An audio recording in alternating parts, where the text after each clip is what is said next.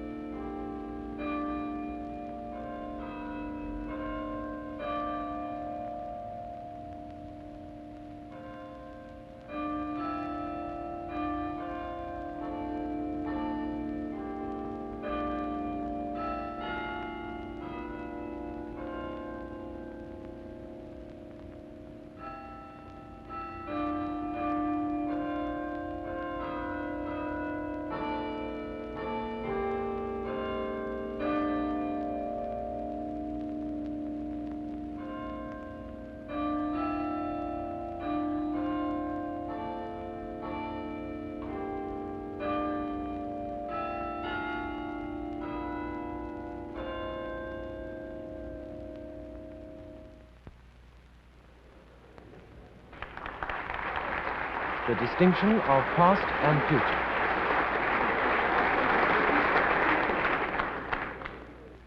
Now, it's obvious to everybody that the phenomena of the world are evidently irreversible.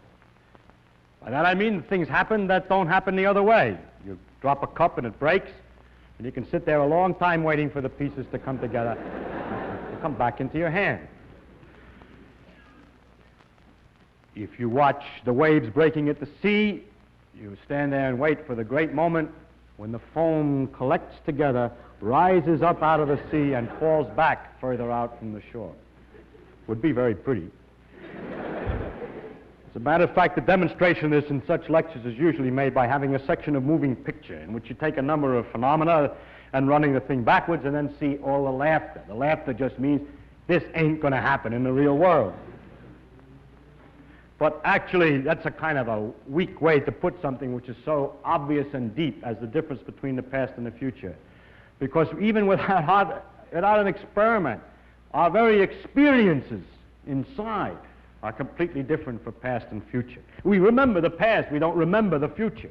We have a different kind of awareness about what might happen than we have of what most likely has happened. The past and future look completely different psychologically and so forth. And the questions of memory, of apparent freedom of will, in the sense that we feel that we can do something to affect the future, but none of us, or very few of us, believe that there's anything you can do to affect the past. And remorse and regret and hope and so forth are all words which distinguish perfectly obviously the past and the future.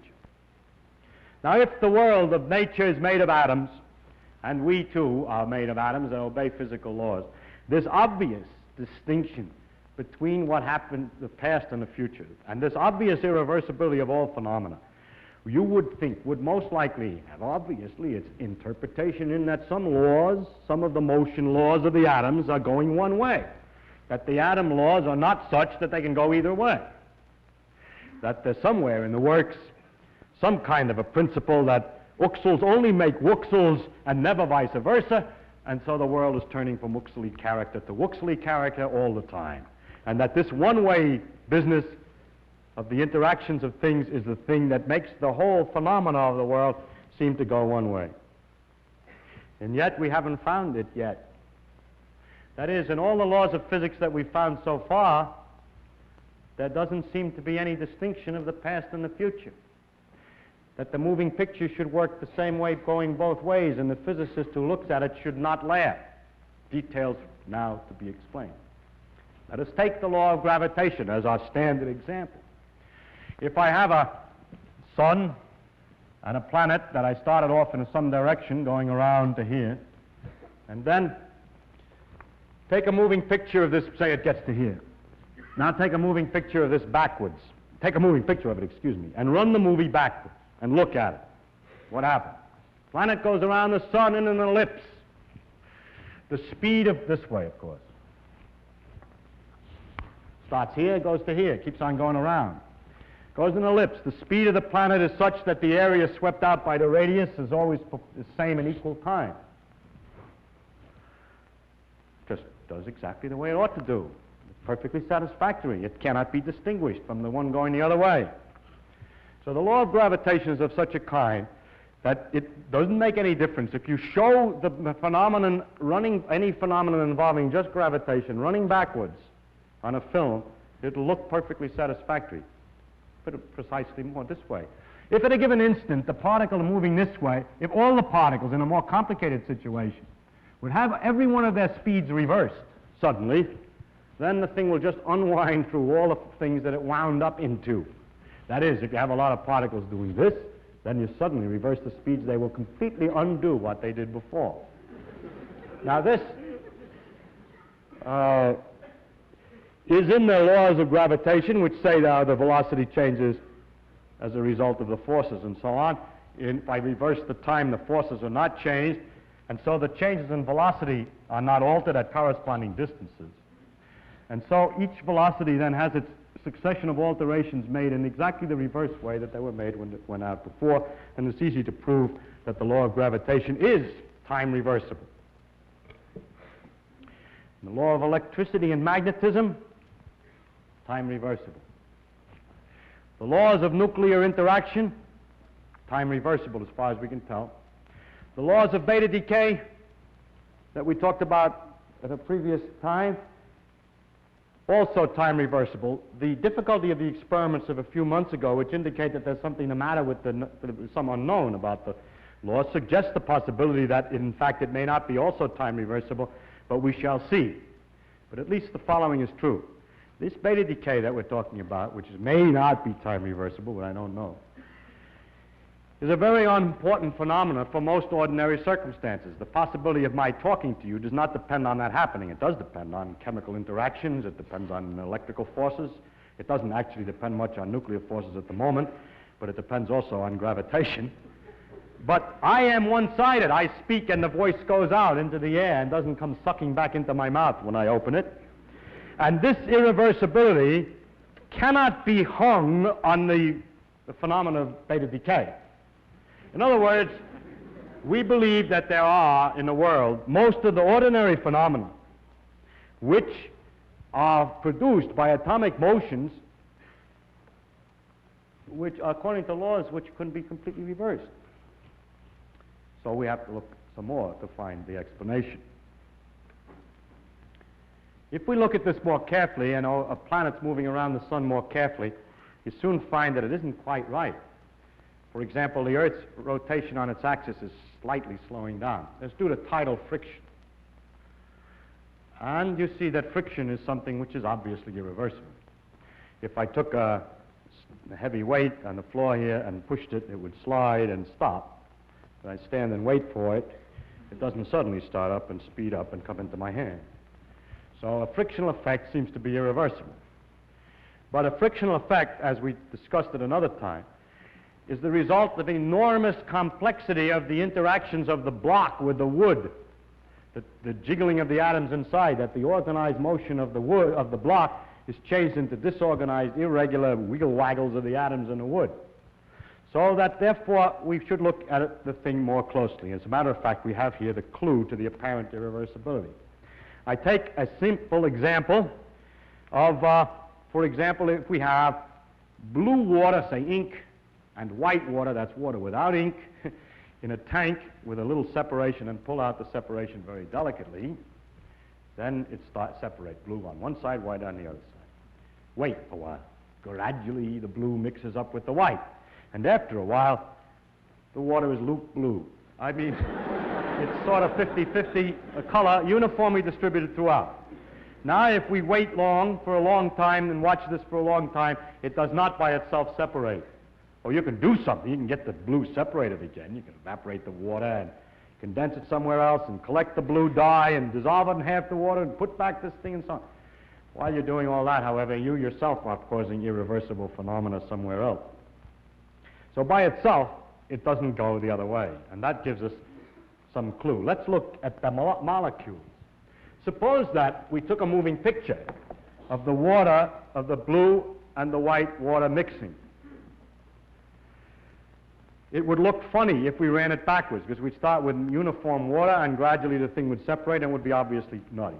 Now we magnify the picture so that every physicist can watch atom by atom to find out what happened irreversibly, where the laws of balance of forward and backward broke down.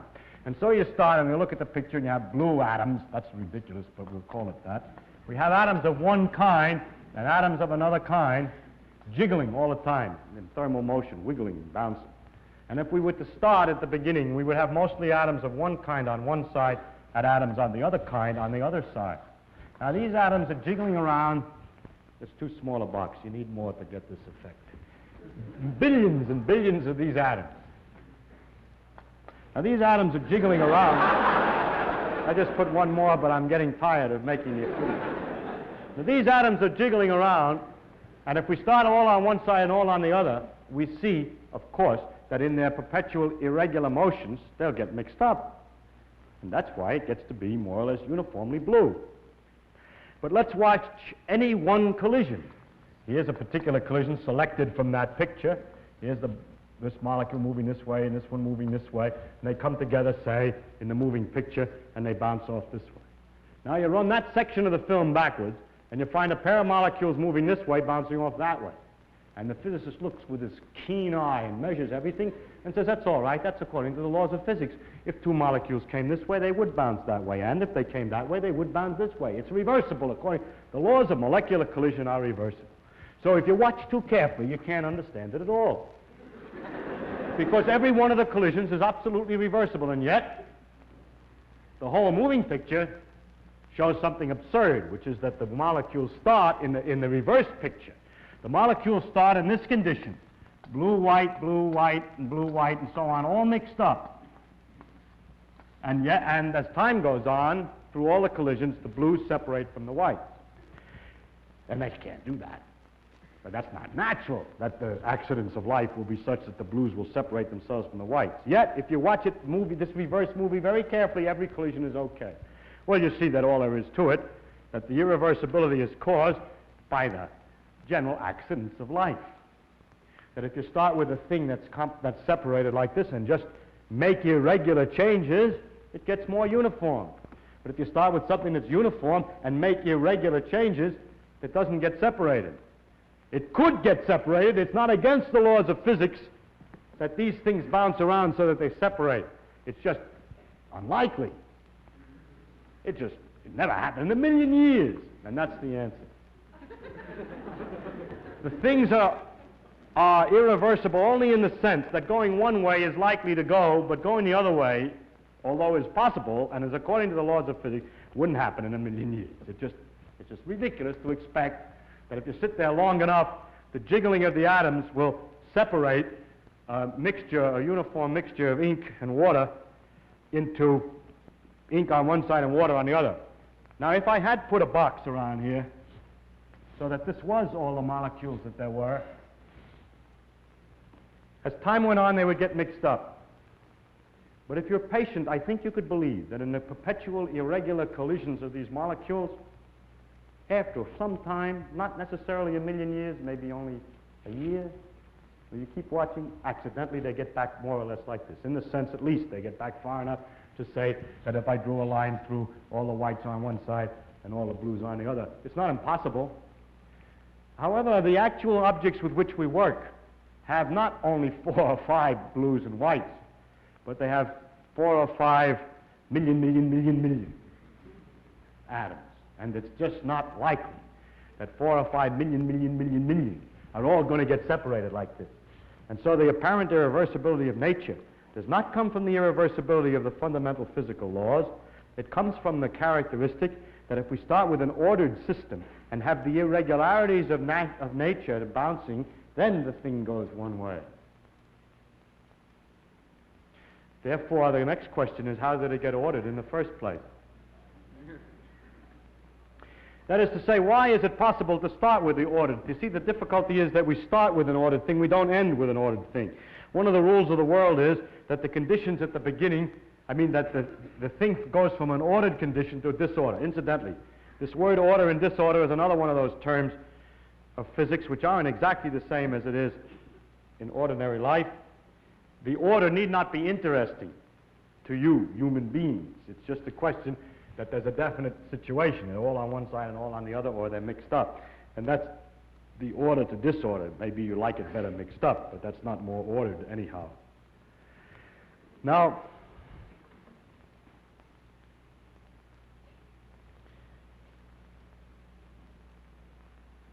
the question is then, how does a thing in the first place get ordered? And why, when we look at any ordinary situation, which is only partly ordered, we can conclude that it probably came from more ordered. If I look at a tank of water, in which it's very dark blue on this side, and very clear white water here, and sort of bluish water in between,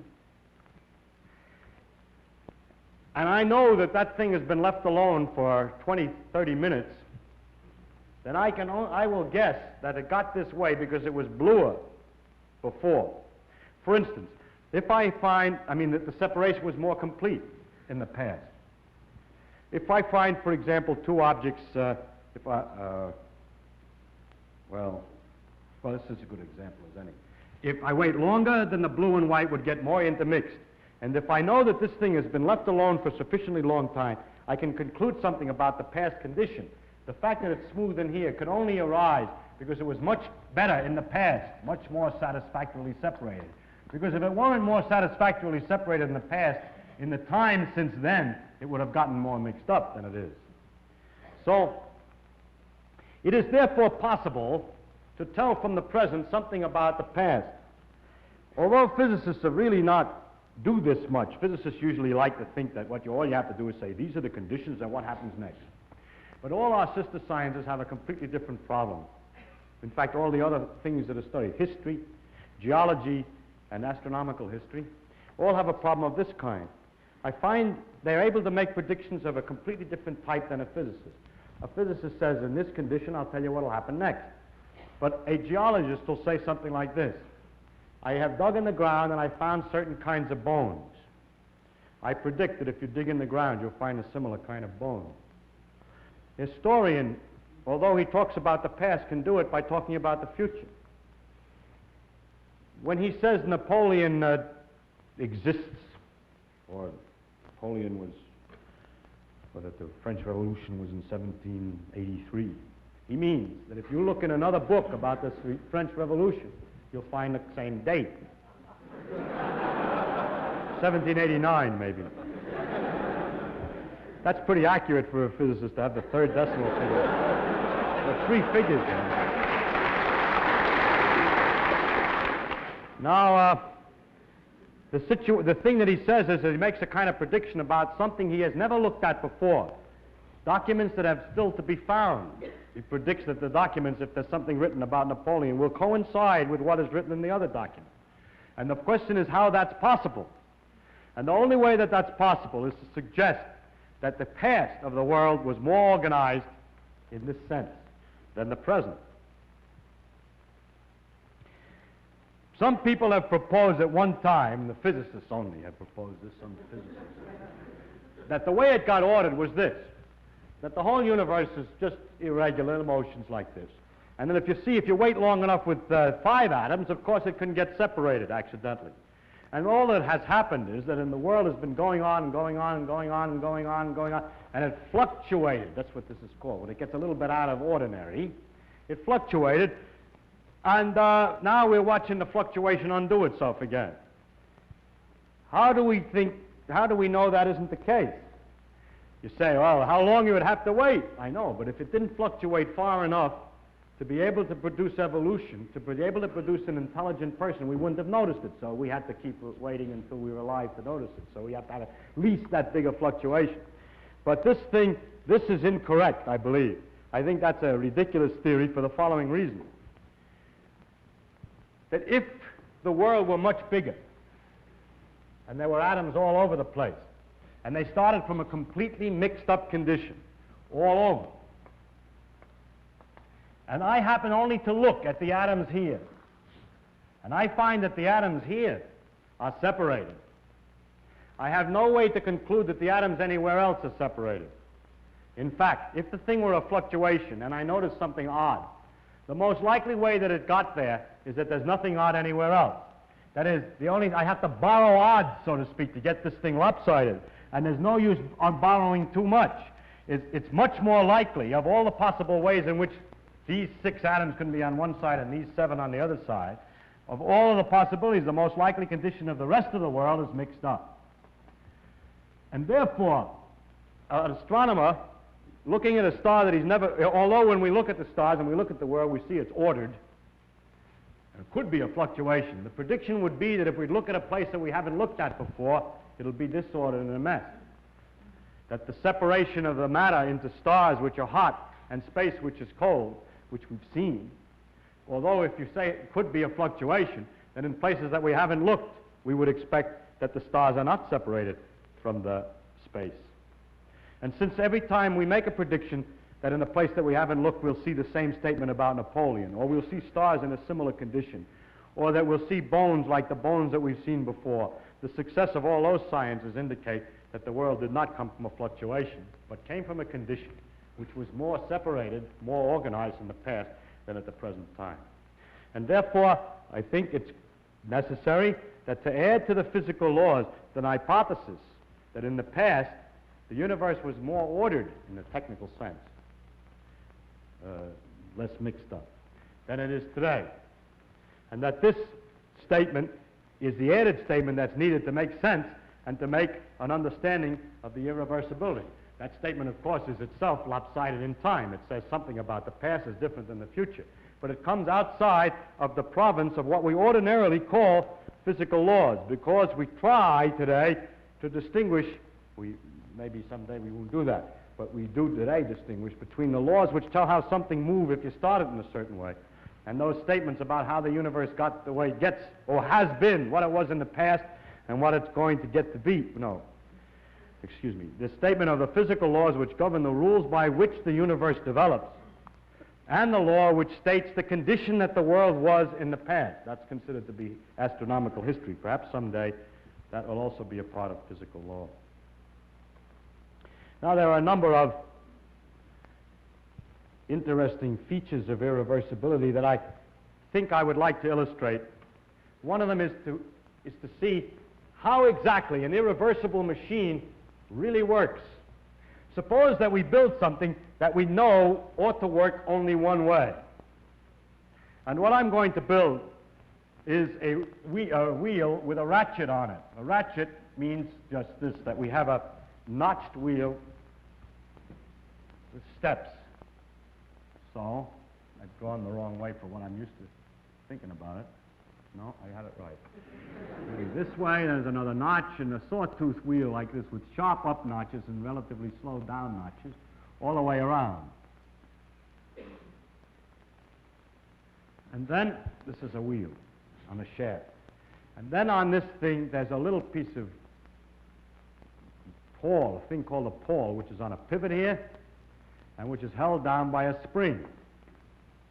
It gets in the way of the wheel, but that's small technical difficulty. It's just two-dimensional, and actually it's set a little bit below. Now, this wheel can only turn one way. If you try to turn it this way, then these straight-edge part of the teeth get jammed against the pawl, and it doesn't go. Whereas if you turn it the other way, it just goes right over the finger, snap, snap, pop, pop, pop, pop, pop, pop. This they use them in clocks, so when you wind watches, they have this kind of a thing inside so that you only can wind it one way. And after you wind it, it holds a spring. And now we want to discuss, you see, it's completely irreversible in the sense that the wheel can only turn one way. Now this irreversible machine, this wheel that can only turn one way, has been imagined that we could use it for a very useful thing, say, a very interesting thing. Because of molecular irregularities, because of molecular motion, perpetual motion, there's a perpetual motion of molecules, and if you build a very delicate instrument, it'll always jiggle because it's being bombarded irregularly by the air molecules in the neighborhood. So that's very clever. We'll connect this with a shaft, which is hard to illustrate in 3 dimensions. It goes way out here. We connect this to it with a shaft, with a vane, with a wheel that has 4 veins. Actually, my angles of things have gotten a little bit mixed up. Look down on the shaft. This thing's got 4 veins like this. And those are bombarded. They're in a box of gas here. And they're bombarded all the time by the molecules irregularly. So the thing is pushed sometimes one way, sometimes the other way. But when it's pushed one way, this thing gets jammed. But when it's pushed the other way, it goes around. So we find the wheel perpetually going around, and we have a kind of perpetual motion. That's because this wheel is irreversible. But actually, we have to look into the details. The way this works is that when the wheel goes one way, it lifts the pawl up, and then the pawl snaps down against the next tooth. And it will bounce. If it's perfectly elastic, it'll go bounce, bounce, bounce, bounce all the time, and the wheel can just go down around the other way when the pawl accidentally bounces up. So this will not work unless it's true that when the pawl comes down, it sticks, or stops, or bounces and cuts out. If it bounces and cuts out, there must be what we call damping or friction again. And in the falling down and bouncing and stopping, which is the only way this will work one way, heat is generated by the friction. So this part of the wheel over here will get hotter and hotter. But however, when it begins to get quite warm, something else happens. Just as there's Brownian motion or irregular motions in the gas here, so whatever this is made out of, the parts that this is made out of are getting hotter and are becoming more irregular. So a time comes when this is hot enough that the pawl is simply jiggling because of the molecular motions of the things on the inside. And so it bounces up and down on here because of molecular motion, the same thing that was making this vane turn around. And in bouncing up and down on here, it is up as much as it is down. And when it is up as much as it is down, a tooth can go either way. As a matter of fact, the thing will be driven backwards. If this one was hot and this one was cold, the wheel that you thought would go only one way will go the other way. Because in the terrible bouncing up and down of this wheel, every time it comes down on an inclined plane. And so pushes the wheel this way. Then it bounces up again, comes down on another inclined plane, and so on. And so if this side is hotter than this side, it'll go around this way. What's it got to do with the temperature of this side? Suppose I didn't have that at all. Oh, then if it's pushed forward by falling on an inclined plane, the next thing that will happen is it'll bounce against that tooth, and the wheel will bounce back. But in order to prevent the wheel from bouncing back, we put a damper on it. We put vanes in the air so it can't go back. And then it will go one way, but the wrong way. And so it turns out that no matter how you design it, a wheel like this will go the one way if this side is hotter, and go the other way if this side is. But after there's a heat exchange between the two and everything is calmed down, it will neither go one way or the other. And so that's the technical way in which the phenomena of nature will go one way as long as they're out of equilibrium, as long as one side is quieter than the other, or one side is bluer than the other. The conservation of energy would let us think that we have as much energy as we want. Nature never loses or gains energy. Yet the energy of the sea, for example, the thermal motion of all the atoms in the sea is practically unavailable to us. In order to get that energy organized, herded, used, make it useful, make it available for use, we have to have some place that's at a different temperature. We have to use a difference in temperature, or else we'll find that although the energy is there, we cannot make use of it. There's a great difference between energy and availability of energy. The energy of the sea, for example, is a large amount, but it's not available to us. I think I can give an analogy to give some idea of what the difficulty is this way. The conservation of energy means that the total energy in the world is kept the same. But in the irregular jigglings, that energy can be spread about so uniformly that there's no, in certain circumstances, that there's no way to make more go one way than the other. There's no way to control it anymore. I don't know if you've ever had this experience, but I have had going to the beach with many towels and so on, and sitting happily on the beach and having a tremendous downpour suddenly come, picking up the towels as quickly as you can and running into the bathhouse. Then you start to dry yourself, and you find that this towel is a little wet, but it's drier than you are. And you keep drying this one, then you find that one's too wet. It's wetting you as much as it's drying you, and you try another one, and pretty soon you discover a horrible thing. All the towels are damp, and so are you. And then you keep picking them up and putting them down and rearranging them, and there's no way to get any drier, no matter how many towels, even though you have many towels. Because there's no difference, in some sense, between the wetness of the towel and the wetness of yourself. I could invent a kind of a quantity which I could call ease of removing water, or, let's call it the ease of removing water. The towel has the same ease of removing water from it as you have. And so when you touch the towel to you, as much water comes off of you from the towel to you as it goes from you to the towel. It doesn't mean there's the same amount of water in the towel as there is on you. A big towel will have more water in it than a little towel, but they have the same dampness. So when things get to the same dampness, then there's nothing you can do any longer. Now, the water is like the energy because the total amount of water isn't changing. But if we had a world which was limited, you see, if the bathhouse door is open and you can run into the sun and get dried out, or find another towel, you see, okay, that's different. Then you got saved. But if you have everything closed and you can't get away from these towels, you can't get any new towels. So if you imagine a part of the world that was closed, wait long enough, and in the accidents of the world, the energy, like the water, will be distributed all over all of the parts evenly. And there's nothing left of one-wayness. There's nothing left of the real interest of the world as we experience it. Thus, in this situation here, which is a limited one, in which nothing else is supposed to be involved, the temperatures gradually become equal on both sides, and the wheels doesn't go around either one way or the other. And in the same way, this situation is that there is, if you leave a system long enough, it gets the energy thoroughly mixed up in it, and no more energy is really available to do anything.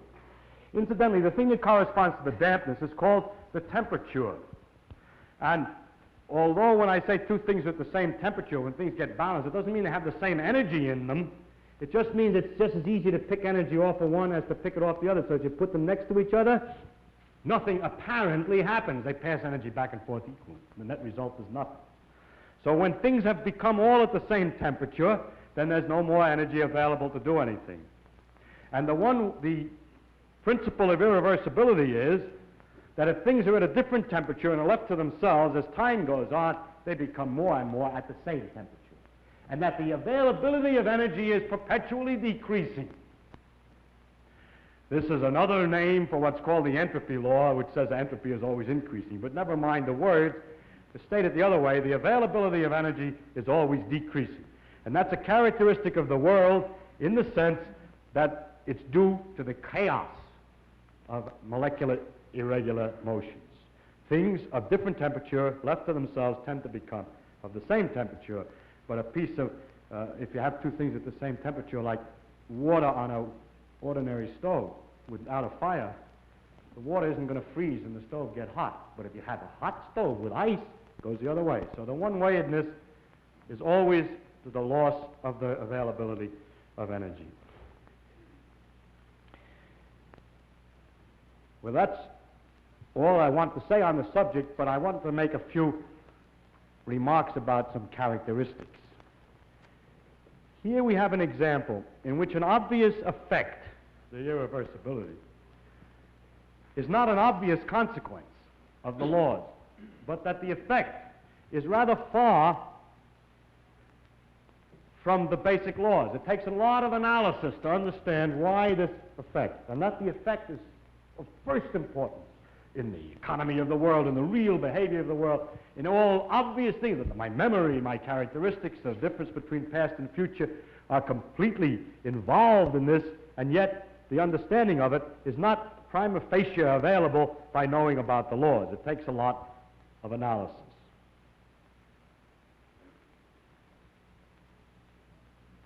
It is often this way, that the laws of physics are different, or the laws of physics do not have a direct relevance, obvious relevance to the experience, but that the laws are abstract from the experience to varying degrees.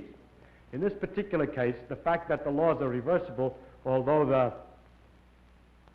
the phenomena are not, is an example. There are often great distances between the detail laws, and the main aspects of real phenomena. For example, it's something of this kind, that if you watch a glacier from a distance and you see the big rocks falling into the sea and the way the ice moves and so forth and so on, it isn't really essential to remember that it's made out of little hexagonal ice crystals, that the ice crystals are hexagonal. And yet, the character of the little hexagonal ice crystals, if understood well enough, is in fact the consequence of this is in fact the motion of the glacier. But it takes quite a while to understand. In fact, nobody knows enough about ice to, no matter how much they study the crystal yet, to really understand all the behavior of the glacier. But the hope is that if we do understand the ice crystal, we'll ultimately understand the glacier. But there's a large, in fact, although we've been talking in these lectures about the fundaments of the physical laws, I must say immediately that one does not, by knowing all the fundamental laws as we know them today, immediately obtain an understanding of anything much. It takes a while, and even then it's only partial. Nature, as a matter of fact, seems to be so designed that the most important things in real world seem to be a kind of complicated accidental result of a lot of laws. To give an example, nuclei, which involve several nuclear particles, protons and neutrons, are very complicated. They have what we call energy levels. They can sit in states or conditions of different energy values. And various nuclei have various energy levels. And it's a complicated mathematical problem, which we only can partly solve, to find the position of the energy levels.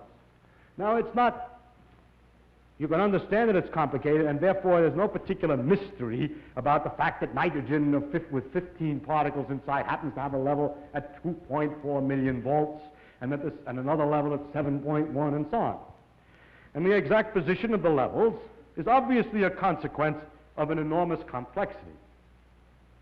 But the remarkable thing about nature is that the whole universe in its character depends upon precisely the position of one particular level in one particular nucleus. In the carbon-12 nucleus, there's a level at 7.82 million volts, it so happens. And that makes all the difference in the world.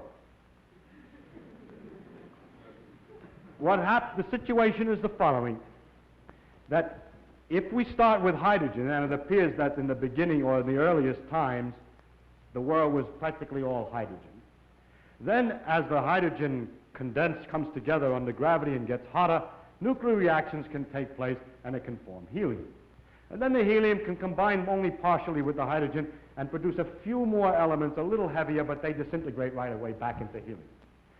So that it was for a while a great mystery about where all the other elements in the world came from, because starting with hydrogen, the cooking processes inside the stars would not make much more than helium and a few others, half a dozen other, less, as a matter of fact, other elements. And faced with this problem, Professor Hoyle said that there is one way out. I think saltpeter also, he's here, so I have to be very careful. If 3 helium atoms could come together to form carbon, we could easily calculate how often that should happen in a star. And it turned out it should never happen much, except for one possible accident. If there happened to be an energy level at 7.82 million volts in carbon, then the 3 helium atoms would come together, would stay a little longer than they ought to, on the average, if there were no level there, before they come apart. And staying there a little longer, there's enough time for something else to happen and to make other elements. And if there was a level of 7.82 million volts in carbon, then we could understand where all the other elements in the periodic table come from. And so, by a backhanded, upside-down argument, was predicted that there is in carbon a level at 7.82 million volts, and then experiments in the laboratory with carbon show indeed that there is.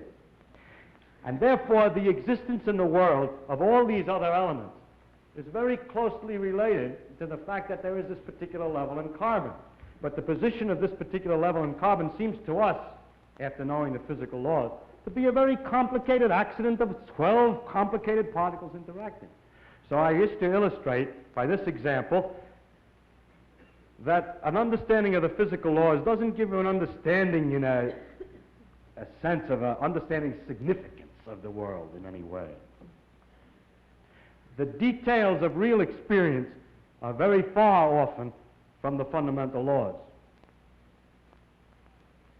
There are, in a way of speaking, in the world, we have a way of discussing the world which you could call, we discuss it at various hierarchies or levels. Now, I don't mean to be very precise, there's a level at another level and another level, but I will indicate by describing a set of ideas to you, just one after the other, what I mean by hierarchies of ideas. For example, at one end, we have the fundamental laws of physics. Then we invent other terms for concepts which are approximate, who have, we believe, their ultimate explanation in terms of the fundamental laws. For instance, heat. Heat is supposed to be the jiggling, and it's just a word for a hot thing is just a word for a mass of atoms which are jiggling. For that, fundamentally, we should think of the atoms jiggling. But for a while, if we're talking about heat, we sometimes forget about the atoms jiggling. Just like when we talk about the glacier, we don't always think of the hexagonal ice snowflakes which originally fell. Another example of the same thing is a salt crystal. Looked at fundamentally, it's a lot of protons, neutrons, and electrons. But we have this concept, salt crystal, which carries a whole pattern already of fundamental interactions, or idea like pressure. Now, if we go higher up from this, in another level, we have properties of substances like refractive index, how light is bent when it goes through something, or surface tension, the fact that the water tends to pull itself together, is described by a number. I remind you that we have to go through several laws down to find out that it's the pull of the atoms and so on, but we still say surface tension, and don't worry when we're discussing surface tension of the inner workings, always. Sometimes we do, sometimes we don't. Go on, up in the hierarchy. With the water, we have the waves, and we have a thing like a storm. We have a word for storm, which represents an enormous mass of phenomena. Or sunspot, or star, which is an accumulation of things. And it's not worthwhile always to think of it way back. In fact, we can't, because the higher up we go, we have too many steps in between, each one of which is a little weak, and we haven't thought them all through yet. And we go up in this hierarchy of complexity, we get to things like frog, or nerve impulse, which you see is an enormously complicated thing in the physical world, involving an organization of matter in a very elaborate complexity. And then we go on, we come to things, words, and concepts like man, and history, or political expediency, and so forth, which is a series of concepts that we use to understand things at an ever higher level. And going on, we come to things like evil, and beauty, and hope. Now, which end is nearer to the ultimate creator, or the ultimate? So if I make a religious metaphor, which end is nearer to God? Beauty and hope, or the fundamental laws? I think that the right way, of course, is to say that the whole structural interconnections of the thing is the thing that we have to look at, and that the sequence of hierarchy, that all the sciences and all the efforts, not just the sciences, but all the efforts of intellectual kind, are to see the connections of the hierarchies is to connect beauty to history, is to connect history to man's psychology, the man's psychology to the working of the brain to the neural impulse to the chemistry, and so forth, up and down, both ways. And today we cannot, and there's no use making believe we can, draw carefully a line all the way from one end of this thing to the other. In fact, we've just begun to see that there is this relative hierarchy. And so I don't think either end is nearer to God's. And to stand at either end and to walk out off the end of the pier only, hoping out in that direction is the complete understanding, is a mistake. And to stand with evil and beauty and hope, or to stand with the fundamental laws, hoping that way to get a deep understanding of the whole world with that aspect alone, is a mistake. And it is not sensible either for the ones who specialize at one end and the ones who specialize at the other end to have such disregard for each other. They don't, actually, but the people say they do. But that actually the great mass of workers in between, connecting one step to another, are improving all the time our understanding of the world, both from working at the ends and working in the middle. And in that way, we are gradually understanding this connection, this tremendous world of interconnecting hierarchies. Thank you.